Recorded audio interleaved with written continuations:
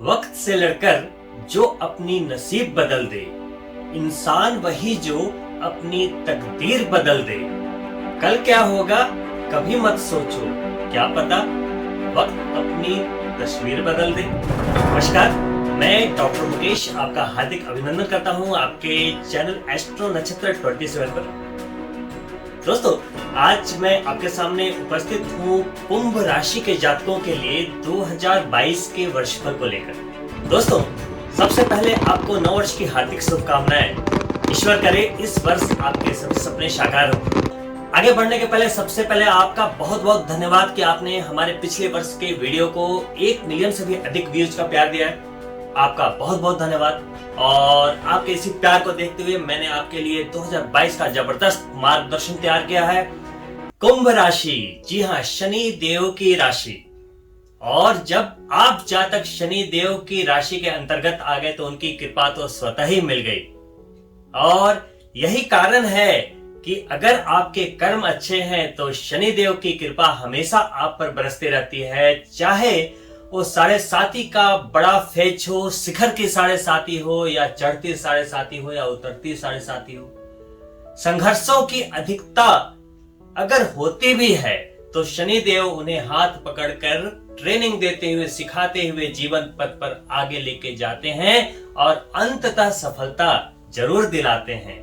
शनि देव की राशि होने के कारण आप व्यवहार कुशल होते हैं, सभी लोगों से काफी अच्छे तरीके से बैलेंस बना लेते हैं, अनुकूलता हो जाती है, एक कंपैटिबिलिटी हो जाती है, और वहीं पे आप में थोड़े नेता के गुण भी आ जाते हैं। और चूंकि वाक्पटुता काफी अच्छी देखी जाती है तो ऐसे जातक राजनीति में बहुत अच्छे करते हैं या राजनीतिज्ञों के संपर्क में बहुत अधिक देखे गए हैं। एक अच्छा पॉलिटिशियन, एक अच्छा जज, एक अच्छा वकील, ये सारे गुण बाय डिफॉल्ट कुंभ राशि के जातकों के अंदर पाए जाते हैं। कुंभ राशि के जातक मेहनत से ही सही, लेकिन अगर वो चाह ले तो ऊंचे पद पर पहुंचकर प्रतिष्ठित होते हैं और अपने मंजिल को जरूर पाते हैं। ऐसे जातक हंस की तरह पानी के नीचे पैर चलाते रहते हैं और अचानक दुनिया को सरप्राइज देते हैं कि ये देखो मेरी अचीवमेंट्स।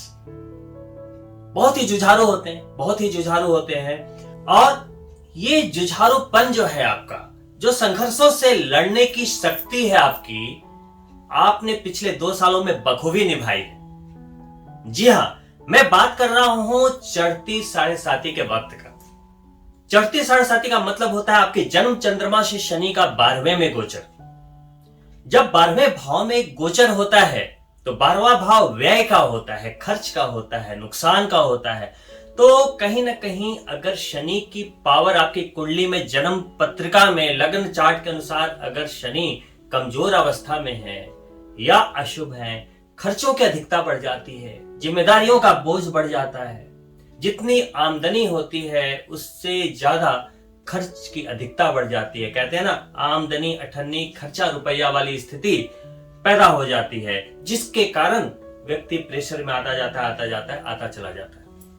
अब दोस्तों, 2022 में ये जो चढ़ते 7.5 का फेज था, अब वो शिखर की 7.5 में कन्वर्ट होने वाला है। लेकिन घबराए नहीं, जब शिखर की 7.5 प्रारंभ होती है दोस्तों, ध्यान दीजिएगा, ये सिर्फ कुंभ राशि के लिए और मकर राशि के लिए ही एप्लीकेबल होता है, जो शनिदेव की राशियां हैं। अभी वो 12वीं राशि में चल रहे हैं।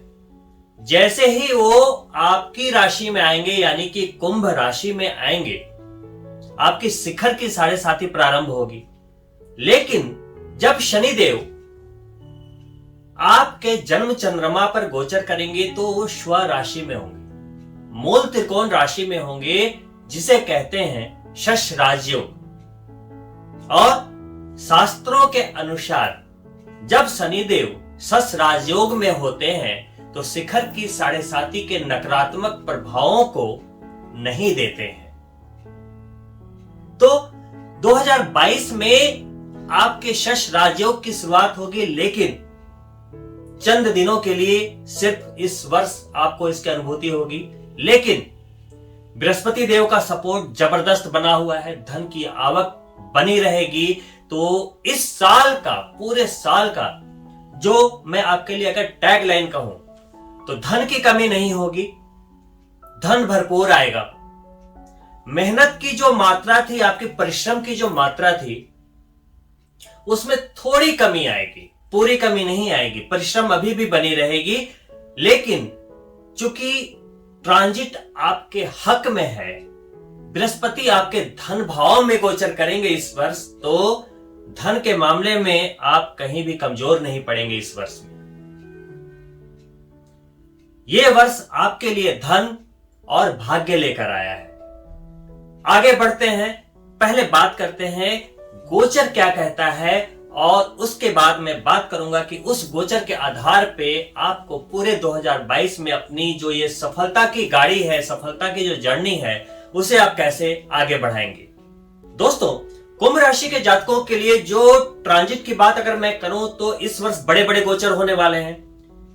जो सबसे ज्यादा प्रभावित करने वाला गोचर है और लाभ देने वाला गोचर होगा वो 12 अप्रैल को राहु और केतु का गोचर होगा।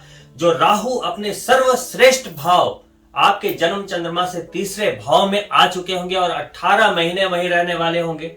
वहीं केतु आपके भाग्य के भाव में, नवम भाव में 18 महीनों के लिए कब्जा जमाएंगे और आपके भाग्य को ऐसे उठाएंगे।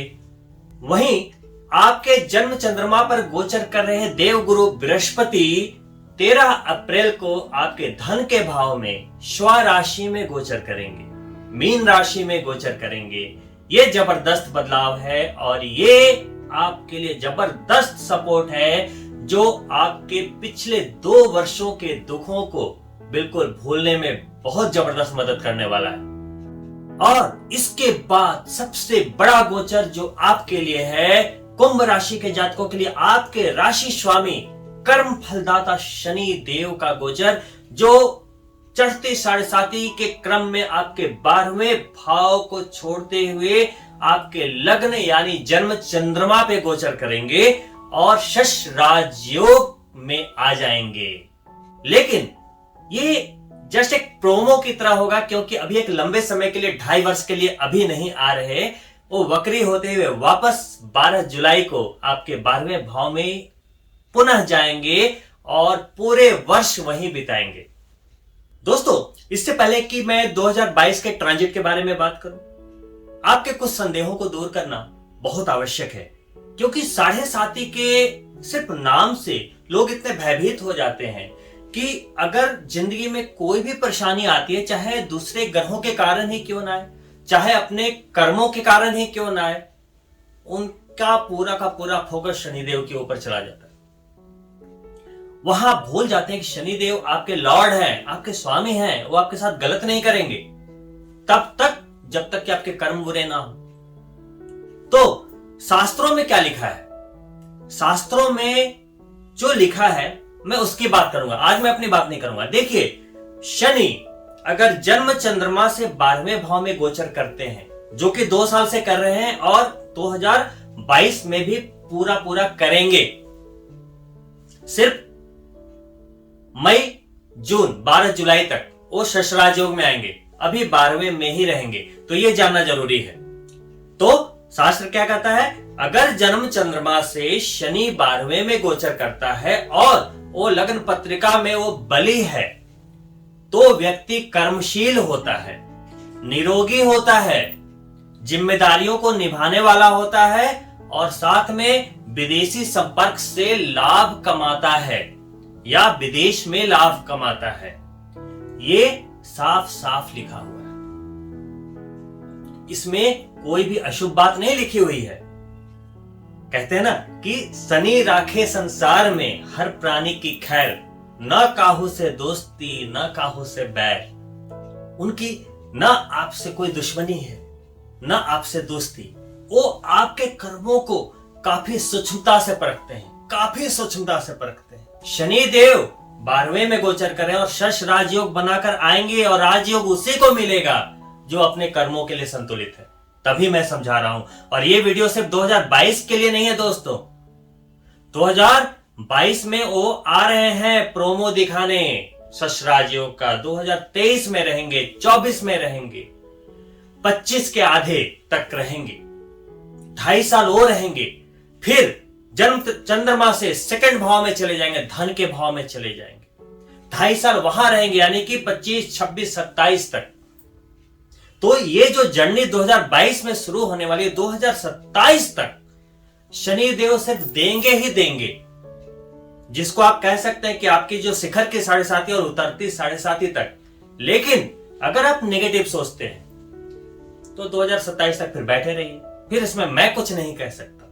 दोस्तों, वर्ष के प्रथम दिन कुंभ राशि के जातकों के लिए बृहस्पति देव आपके लगन में गोचर कर रहे होंगे, वहीं आपके राशि के स्वामी शनि देव बुध के साथ 12वें स्थान में उपस्थित रहेंगे, और वहीं शनि देव के पिता सूर्य देव और शुक्र आपके 11वें भाव में गोचर कर रहे होंगे। वहीं आपके दशम भाव यानी कि करियर के भाव में डबल मंगल का योग बनाते हुए मंगल स्व राशि में उपलब्ध होंगे केतु के साथ, और चतुर्थ भाव में राहु उपलब्ध होंगे। तो यह है गोचरीय व्यवस्था जहां से आप वर्ष की शुरुआत करेंगे। तो दोस्तों, क्या कहता है ये गोचर? जनवरी की जब शुरुआत होगी तो बृहस्पति देव का आशीर्वाद चूंकि आपके लग्न को मिल रहा है, और जब लग्न में बृहस्पति होते हैं तो दोनों त्रिकोण को भी देखते हैं, पंचम और नवम को, यानी कि ट्रायंगल, यानी कि लग्न यानी आपका बढ़िया स्वास्थ्य,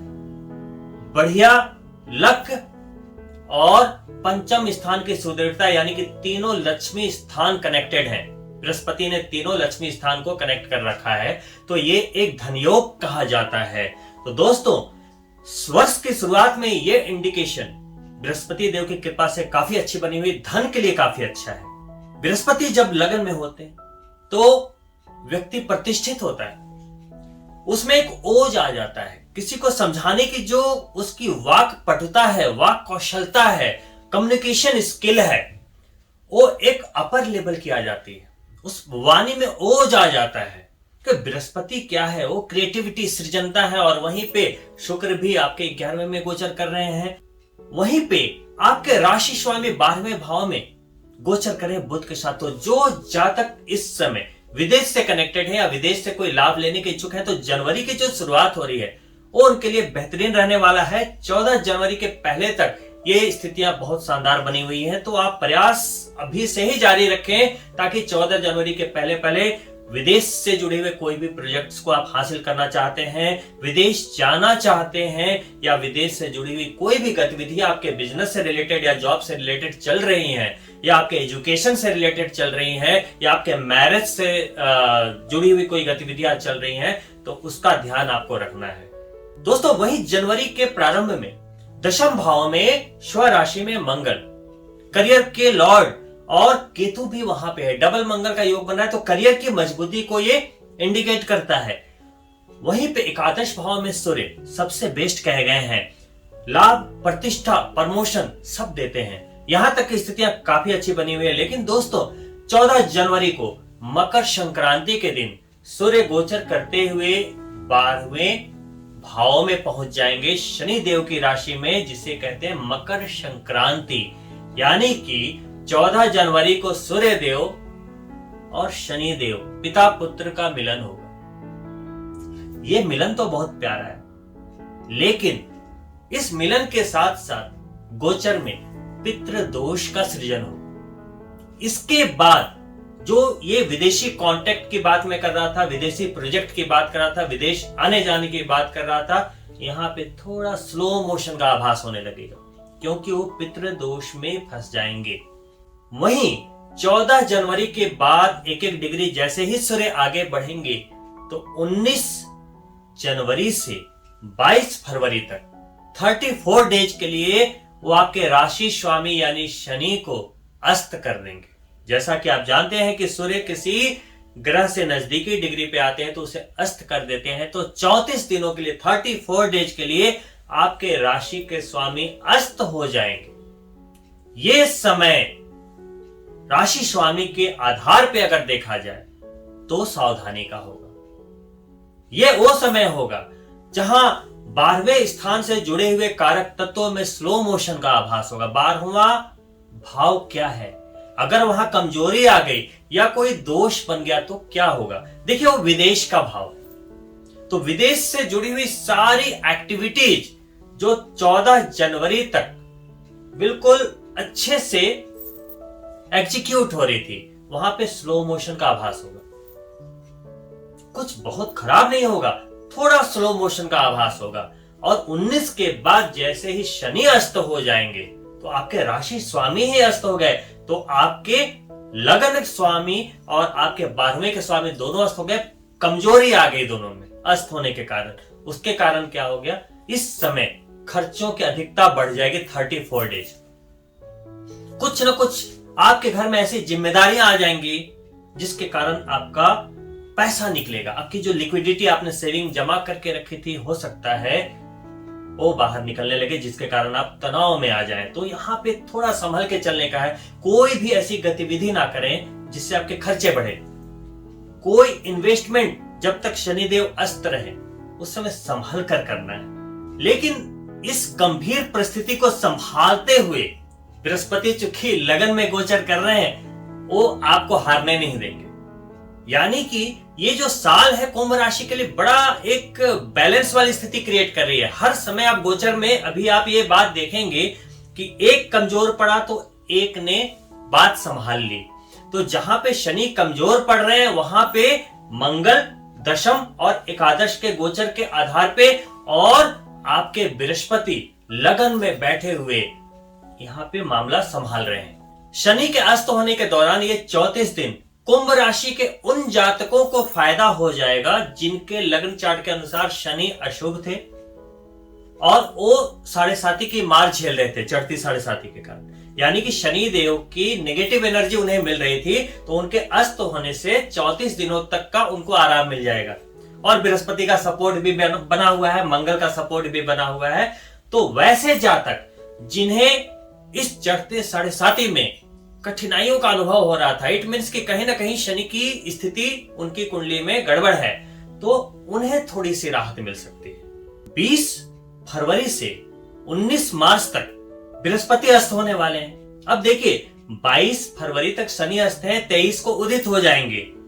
वहीं पे 20 फरवरी को बृहस्पति अस्त हो रहे हैं आपके लगन में बैठे हुए। तो देखिए वही मैं बैलेंस समझा रहा था कुंभ राशि के जातकों को कि एक उदित हो रहे हैं तो एक अस्त हो रहे हैं। तो ये एक अच्छी बात है कि संतुलन बना हुआ है, बैलेंस बना हुआ है। तो देखिए दोस्तों, 12 के 12 महीने आपको हर ग्रहों का फुल सपोर्ट तो नहीं मिलेगा दोस्तों। तो ये बैलेंस ही आपके जीवन को आगे बढ़ाता रहता है और हमें एज ए जातक हमें वहां पे खुद भी संतुलन बनाना अनिवार्य है, अपने कर्मों के जरिए, अपनी योजनाओं के जरिए, अपने प्रयासों के जरिए। वहीं 27 फरवरी को मंगल देव गोचर करते हुए, जो कि आपके करियर के लॉर्ड हैं, आपके राशि स्वामी शनि देव के साथ ही युति करेंगे, वो भी 12वें भाव में। दोस्तों, शनि देव और मंगल दोनों आपस में शत्रु हैं, लेकिन चूंकि वो आपके करियर के लॉर्ड हैं और उच्च के हैं, तो आपके करियर में मजबूती बनी रहेगी। और वहीं पे वो अपनी चौथी दृष्टि से आपके 3rd हाउस को देखेंगे, जो आपके मानसिक मजबूती का पराक्रम का भाव होता है। उस टाइम आप में करियर की दृष्टि से, मतलब आप किसी भी प्रोफेशन में हैं या बिजनेस में हैं, कुछ भी कर रहे हैं, आप मान लो राजनेता हैं या आप फिल्म इंडस्ट्री, कुछ भी किसी भी प्रोफेशन में है, वहां पे क्या होगा, मजबूती तो आएगी, साथ में आपकी मानसिक मजबूती भी जबरदस्त रहेगी।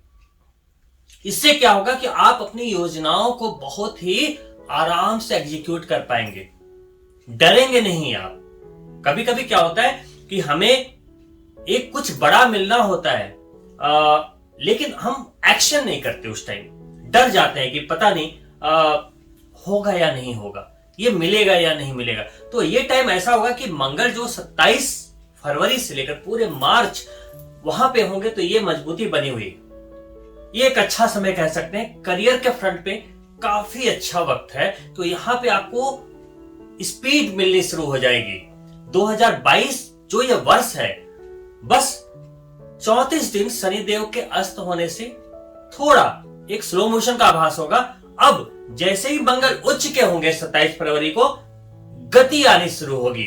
वर्ष में आपकी कामयाबी में एक गति आनी शुरू होगी। अब इस गति को रोकना नहीं है दोस्तों। शनिदेव 12वें में ही बैठे हैं, जो कि 29 अप्रैल के पहले भी 12वें में होंगे और 12 जुलाई के बाद भी 12वें में होंगे। तो आपको उनकी प्लेसमेंट तो समझनी है, उनकी दृष्टियों को भी समझना है कि शनिदेव आखिर देख कहां कहां रहे हैं और उसके फल क्या होंगे। तो मैं आपको बताता हूं, देखिए शनिदेव जब 12वें में होंगे तो उनकी तीसरी दृष्टि जाएगी आपके धन के भाव में, 12, 1, 2 यानी कि धन के भाव में। इसका क्या फलित है दोस्तों? देखिए सेकंड हाउस से धन का ही नहीं होता, आपके रिलेशंस का भी होता है, आपकी वाणी का भी होता है। अब चूंकि मंगल शनि एक साथ आए तो उस समय क्या होगा, आपकी वाणी थोड़ी तीव्र हो जाएगी। शनिदेव की दृष्टि है तो थ्रो आउट, आप जो भी बोलेंगे स्ट्रेट फॉरवर्ड बोलेंगे, क्लियर बोलेंगे। ये एक शनि की अपनी प्रकृति है दोस्तों। तो वहां पे हो सकता है रिश्तों में थोड़ी करवाहट आए या पारिवारिक मतभेद होने के चांसेस होंगे, लेकिन मैं ये मानता हूं दोस्तों कि पारिवारिक मतभेद तभी हो सकते हैं जब आपके रिश्तों की जो जड़ें हैं वो कमजोर हो। कभी तो थोड़ी बहुत चीजों से, थोड़े बहुत बिहेवियर के बदलाव से रिश्ते खराब हो जाए तो वो रिश्ते ही क्या है, तो वहां आपको टेंशन लेने की जरूरत नहीं है, ये एक टेम्पररी फेज होगा। वहीं शनि की 7वीं और सीधी दृष्टि आपके छठे भाव पे जा रही। छठा भाव क्या होता है? स्ट्रगल का भाव। चाहे वो रोग हो, चाहे वो शत्रु हो, चाहे वो कर्ज हो, वो सब फाइट करके कामयाबी दिलाता है। संघर्षों का भाव, और जिसका ये भाव मजबूत हो गया वो सोचो जिंदगी के जंग को जीत गया। ऐसे टाइम में हो सकता है आप 27 फरवरी से पूरे मंगल के दौरान हो सकता है आप बड़े बड़े लोन्स लेने की कोशिश करें, क्योंकि जो छठा भाव है वो लोन्स का भाव है। मंगल भी उच्च के होके वहां बढ़े, तो उस समय अगर आप कोई बड़ा इन्वेस्टमेंट करना चाहते हैं, कोई बड़ी पार्टनरशिप करना चाहते हैं, कोई बड़ा प्रोजेक्ट फाइनल कर रहे हैं, तो ऐसे में आज के डेट में तो अधिकतर जो बिजनेस होते हैं वो लोन्स के आधार पे ही होते हैं। तो इस टाइम अगर आप प्रयास करते हैं तो आपके लोन्स अप्रूव हो जाएंगे, आप आगे बढ़ेंगे। राजनेताओं के लिए ये समय बहुत बढ़िया रहने वाला है। देखिए मंगल जब शनि के साथ होता है और राहु चतुर्थ में होता है दोस्तों, राजनीतिज्ञ के लिए यह समय बेस्ट होता है। इसकी गणित मैं किसी और वीडियो में समझाऊंगा, अभी समय कम है तो आगे बढ़ते हैं। दोस्तों शनि देव की 10वीं दृष्टि आपके 9वें भाव पर पड़ रही है, भाग्य के भाव पर पड़ रही है। तो शनि देव को थ्रू आउट पूरे साल ही नहीं, पूरी जिंदगी आपको एक अच्छे शेप में रखना, एक सकारात्मक एनर्जी में रखना, शनि देव को बिल्कुल संतुष्ट रखना आपका एक परम कर्तव्य बन जाता है। क्योंकि शनि देव कोई और नहीं, आपके रीढ़ की हड्डी है, आपकी कामयाबी के जो कहते हैं सोल है। अगर शनि देव में थोड़ी सी भी प्रॉब्लम क्रिएट हुई तो आपका कहीं ना कहीं कुछ ना कुछ नुकसान हो जाएगा, कहीं ना कहीं कोई कामयाबी रुक जाएगी, कहीं ना कोई काम असफल हो जाएगा, क्योंकि शनि कर्मों को डिटेक्ट करते हैं। अब वो भाग्य को भी देख रहे हैं, तो भाग्य को बल तभी देंगे ना जब आपके कर्मों के प्रति आप सजग हैं। आप देख रहे हैं कि जी आप काम कर रहे हैं, आपने कुछ अनैतिक तरीके से धन ले लिया और उसी को प्रोजेक्ट में लगा रहे हो, किसी का पैसा हड़प लिया, किसी को गन पॉइंट पे किसी की जमीन ले ली, किसी नेता के कहने पे गन पॉइंट पे किसी का कुछ कब्जे में ले लिया और उसी को आपने निवेश कर दिया, आपने उसी का सौदा कर लिया। अगर आपने किसी का हक मार के कुछ किया, उसको अपने बिजनेस में लगाया, उसको अपने करियर में लगाया, वहां पे शनिदेव क्या आपका सपोर्ट करेंगे? आप खुद बताइए। या आपके कोई भी अनैतिक कर्म या अनैतिकता के तरीके से या इलीगल तरीके से या किसी का दिल दुखा के या किसी का हक मार के या कुछ भी गलत तरीके से किया गया वर्क अप्रोच आपको 100% रिजल्ट नहीं दे पाएगा, क्योंकि आप शनिदेव के कंट्रोल में है, नियंत्रण में है। धन पे भी दृष्टि है, उनके स्ट्रगल वाले भाव पर भी दृष्टि है, आपके भाग्य पर भी दृष्टि है थ्रू आउट द ईयर 2022। तो अपने कर्मों के प्रति सजगता का वर्ष है।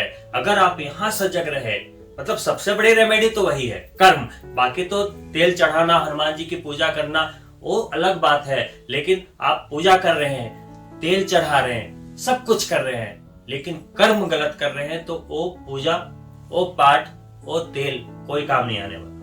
अब मैं बात करने वाला हूं इस वर्ष के सबसे बड़े महीने की, सबसे बड़े परिवर्तन की, यानी कि 2022 का जो सबसे बड़ा महीना होने वाला है ट्रांजिट के मामले में, वो है अप्रैल का महीना। तो दोस्तों, राहु 12 अप्रैल को शुक्र की राशि को छोड़ते हुए आपके तीसरे भाव में यानी कि मंगल की राशि में, मेष राशि में गोचर करेंगे। मेष राशि यानी कि आपका सिर।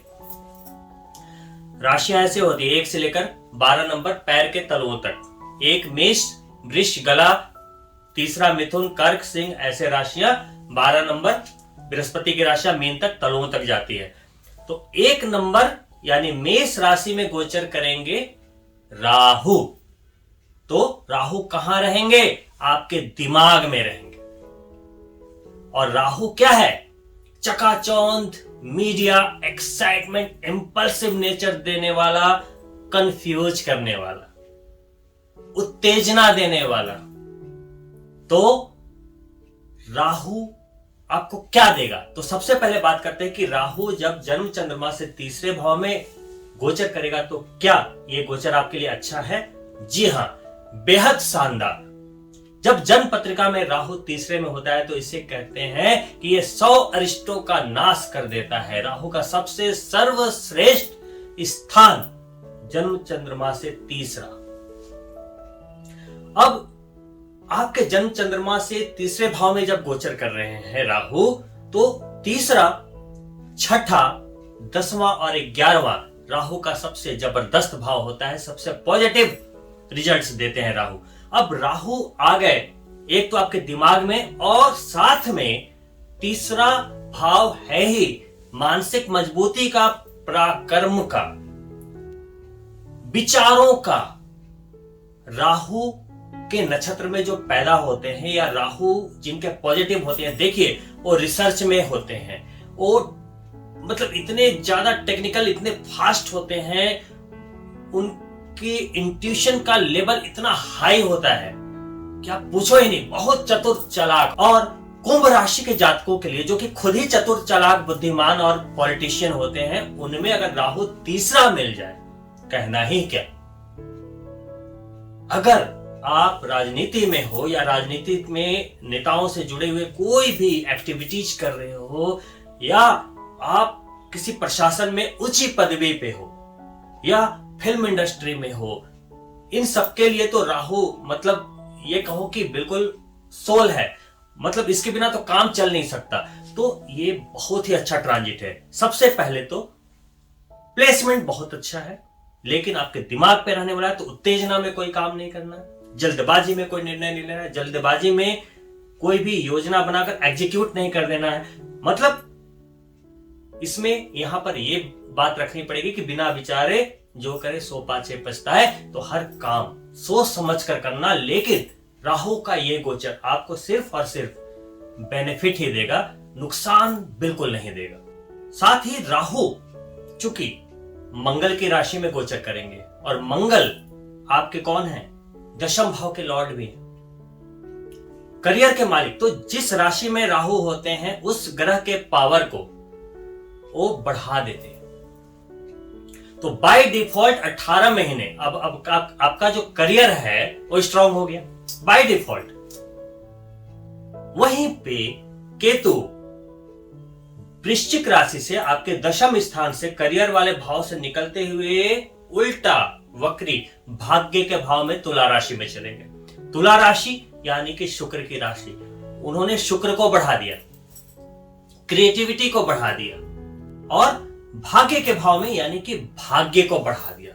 और केतु जब उठाने पर आए तो व्यक्ति को ऐसे उठाता है, पद, प्रतिष्ठा, मान, सम्मान, दुश्मनों का नाश और भाग्य में जबरदस्त उठाना। यह है इस ट्रांजिट के कुछ कीवर्ड्स। अब जैसे ही राहु केतु का गोचर होगा 12 अप्रैल को, 13 अप्रैल को ही एक और बड़ा गोचर, जी हां, देवगुरु बृहस्पति का। वो आपके लग्न स्थान को छोड़ते हुए, जन्म चंद्रमा को छोड़ते हुए आपके धन के भाव में गोचर करेंगे। और इससे भी सुंदर बात, अपनी स्वराशि में, मीन राशि में गोचर करेंगे। कोई भी ग्रह अपनी स्वराशि में जब गोचर करता है और उसका अगर दिग्बली भाव हो, तो बृहस्पति का जो सेकंड हाउस है, धन का भाव, दिग्बली भाव है, वहां जब गोचर करेंगे तो आपको धन कुबेर बना देंगे, धन ऐसे बढ़ेगा।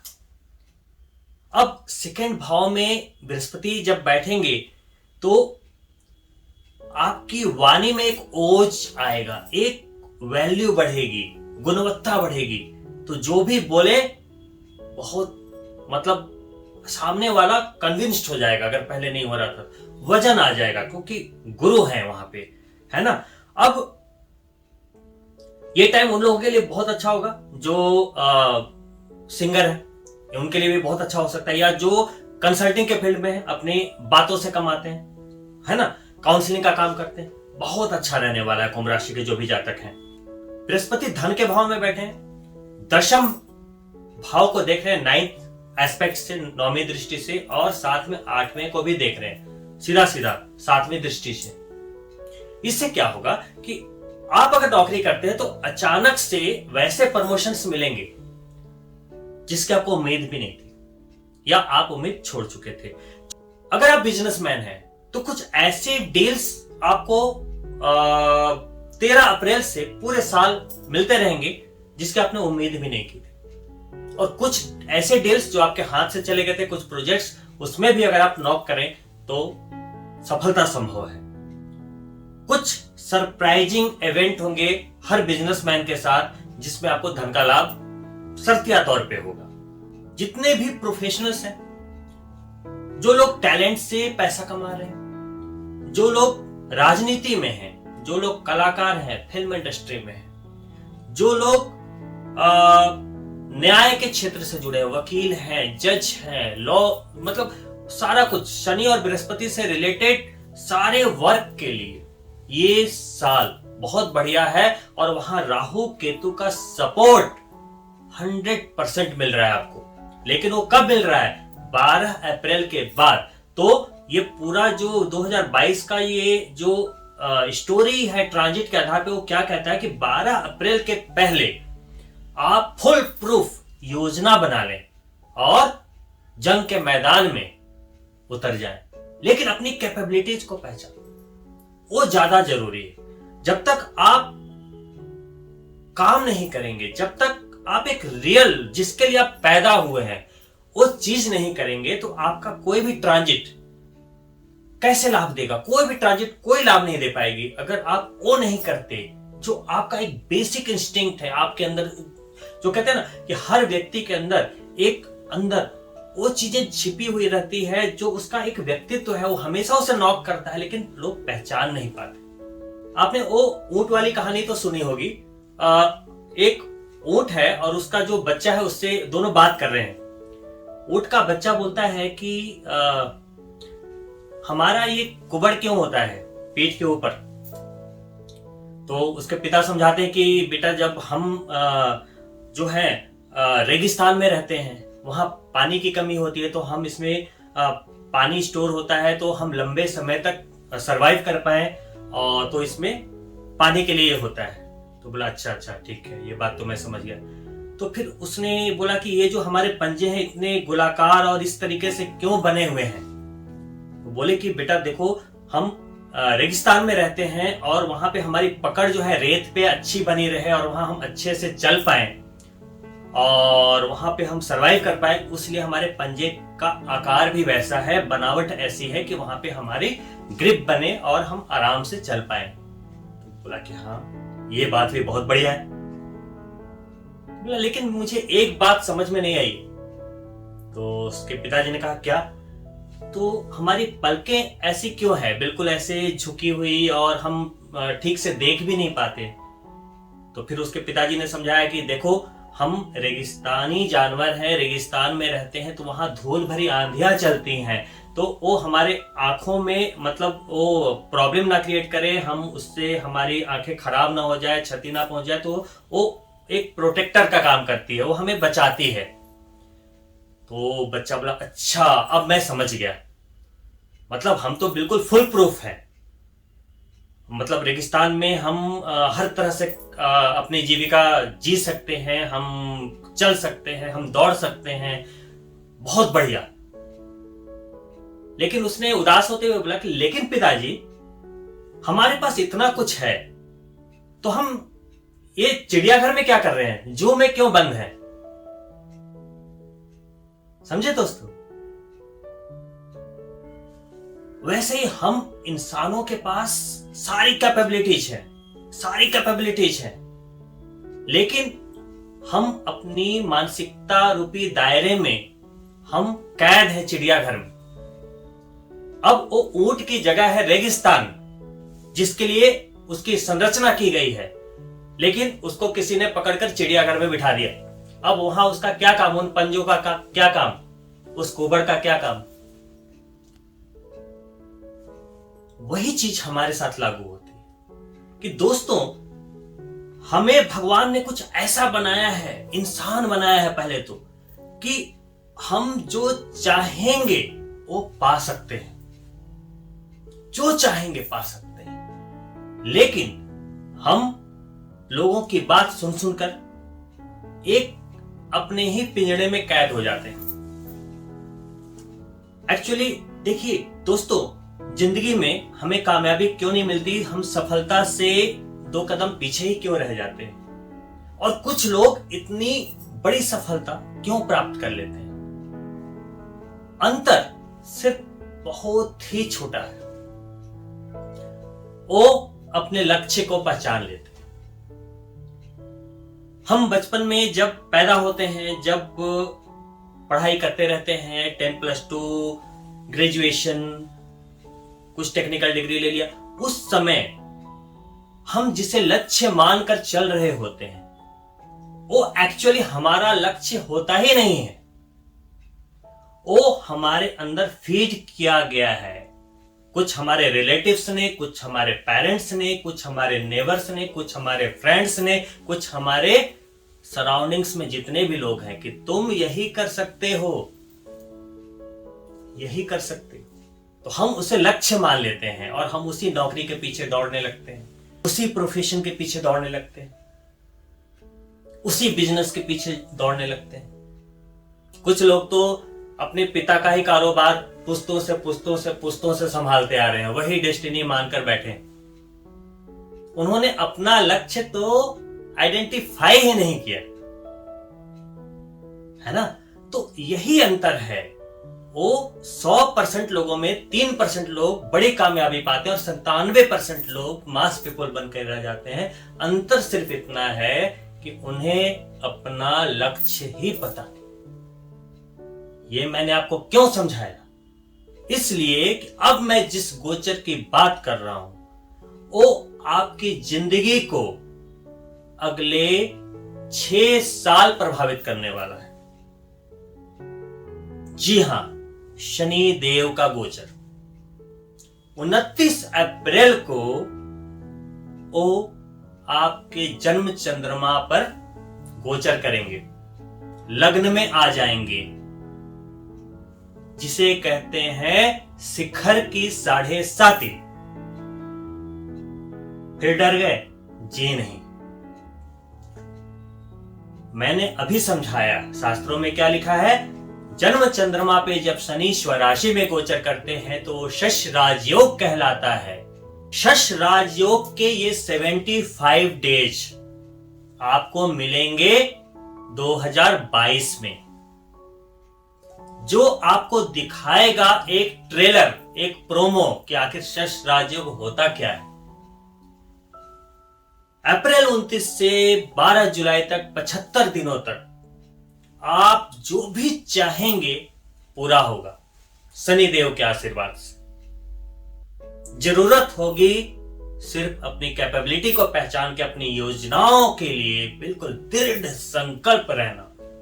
इसी दौरान मंगल भी आपके लगन में गोचर करेंगे, करियर की मजबूती वैसे ही बनी रहेगी, लेकिन शनिदेव इस 75 दिनों में, 75 दिनों में तीसरी दृष्टि से राहु को भी देखते रहेंगे। राहु डबल स्ट्रांग हो जाएगा, जब शनि देव राहु को देखेंगे तो डबल स्ट्रांग हो जाएगा कि राहु कौन है, शनि ही है। केतु को मंगल कहते हैं, राहु को शनि कहते हैं, इनके ही दूत बोले गए हैं। तो राहु जब दृष्टि डालेंगे शनि पे तो मानसिक मजबूती होगी जबरदस्त।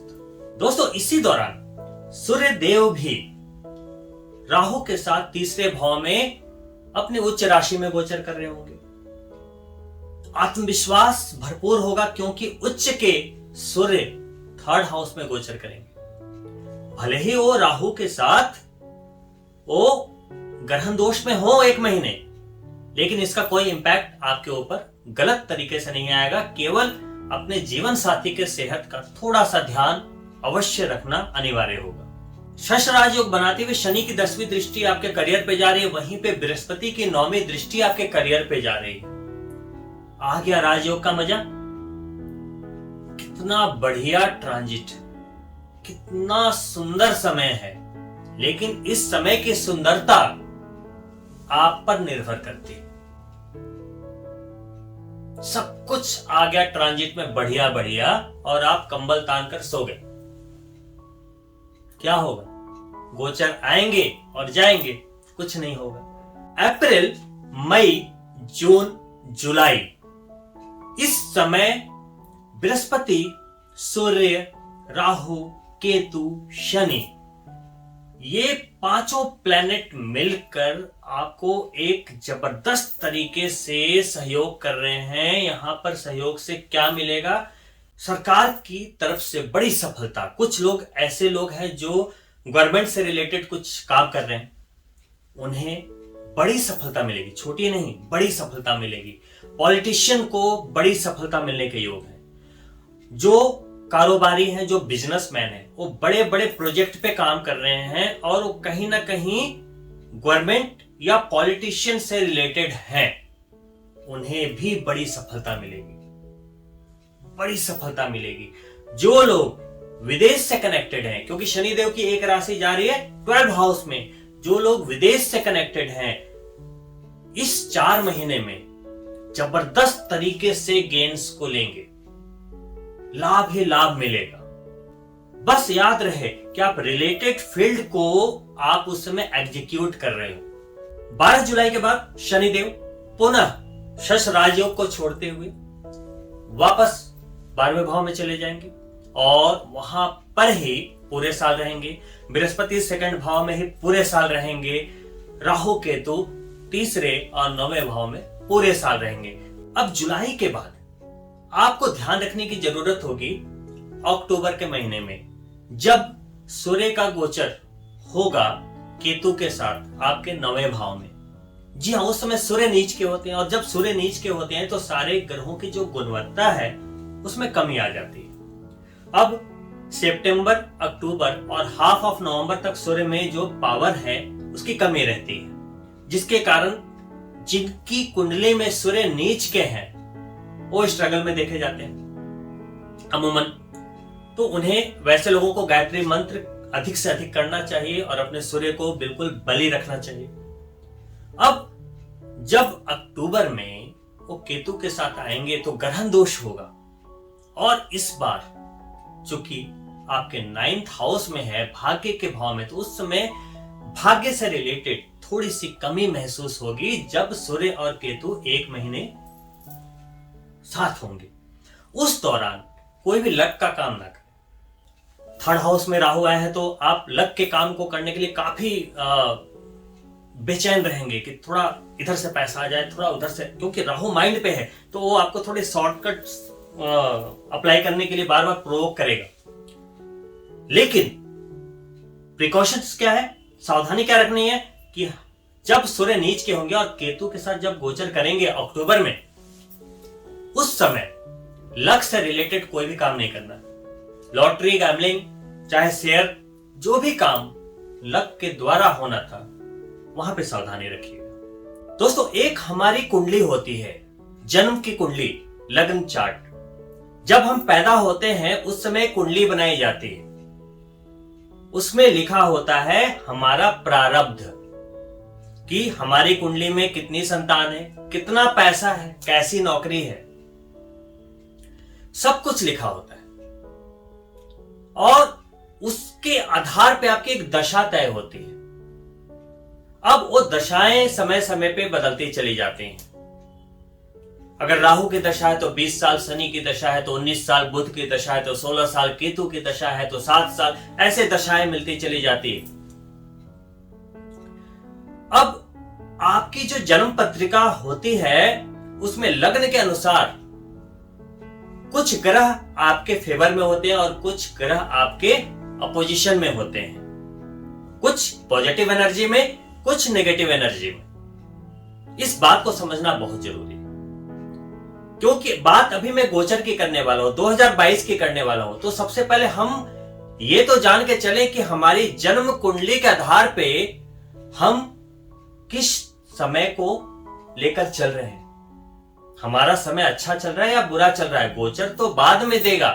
गोचर बदला, हमने बोला आपको ये मिलने वाला है, घर मिलने वाला है, गाड़ी मिलने वाला है, धन मिलने वाला है, बट आपकी कुंडली में क्या वो है, भगवान ने लिखा है, वो आपको पता चलेगा आपकी जन्म पत्रिका में।